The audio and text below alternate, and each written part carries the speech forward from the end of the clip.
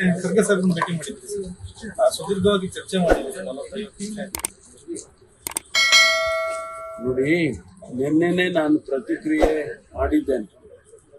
ಖರ್ಗೆ ಅವರ ಕುಟುಂಬ ನಮ್ಮ ಕುಟುಂಬ ಒಂದೇ ಕುಟುಂಬ ಇದ್ದಾಗೆ. ನನಗೆ ಅವರು ರಾಜಕೀಯವನ್ನು ಹೊರತುಪಡಿಸಿ ನನಗೆ ಅವರು ಹಿರಿಯಣ್ಣ.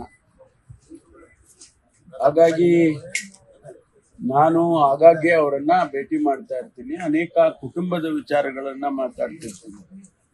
ಭೇಟಿ ಮಾಡಿದಾಗ ಎಲ್ಲ ರಾಜಕೀಯ ಮಾತಾಡಕ್ಕೆ ಹೋಗುತ್ತೆ. ನಿನ್ನೆ ಕೂಡ ಅದೇ ರೀತಿಯಲ್ಲಿ ನಾನು ಯಾವುದೇ ರಾಜಕೀಯದ ಚರ್ಚೆಯನ್ನ ಮಾಡಿಲ್ಲ. ನಿನ್ನೆನೆ ನಾನು ಹೇಳಿದ್ದೇನೆ, ರಾಜಕೀಯ ಚರ್ಚೆ ಯಾವುದನ್ನು ಕೂಡ ಮಾಡಲಿಲ್ಲ. ಕುಟುಂಬದ ಅನೇಕ ವಿಚಾರಗಳನ್ನು ನಾವು ಮಾತಾಡ್ಕೊಂಡಿದ್ದೇವೆ. ಅಷ್ಟು ಬಿಟ್ಟರೆ ಬೇರೆ ಏನಿಲ್ಲ ಅಂತ ಹೇಳಿದ್ದೇವೆ. ಅದಕ್ಕೆ ಇನ್ನ ಹೆಚ್ಚು ತಾವು ದಯಮಾಡಿ ಹೆಚ್ಚು ಅದಕ್ಕೆ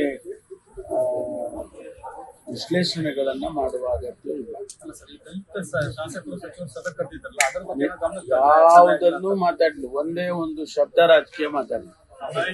ಚರ್ಚೆ ಆಗ್ತಾ ಇದೆ ಸರ್.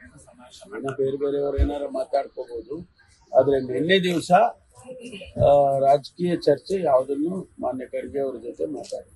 ತಾವು ದೆಹಲಿಗೆ ಹೋಗೋ ಚಿಂತನೆಯಲ್ಲಿದ್ರಿ, ಆದ್ರೆ ಅದನ್ನ ಹೋಗಿಲ್ಲ. 10ನೇ ತಾರೀಕು ಹೋಗ್ತೀನಿ.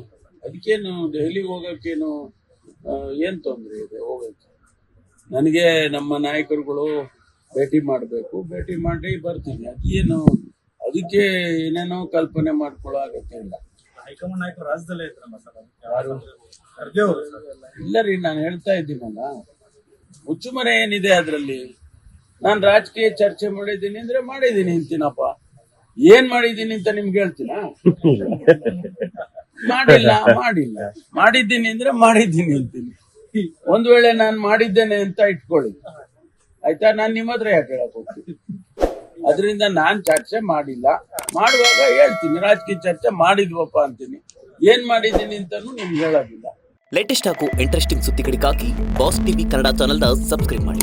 ಹಾಗೆಯೇ ಬೆಲ್ ಐಕಾನ್ ಪ್ರೆಸ್ ಮಾಡಿ. ಇದರ ಜೊತೆಗೆ ಫೇಸ್ಬುಕ್, ಇನ್ಸ್ಟಾಗ್ರಾಮ್, ಎಕ್ಸ್ ನಲ್ಲೂ ಮಿಸ್ ಮಾಡದೆ ಫಾಲೋ ಮಾಡಿ.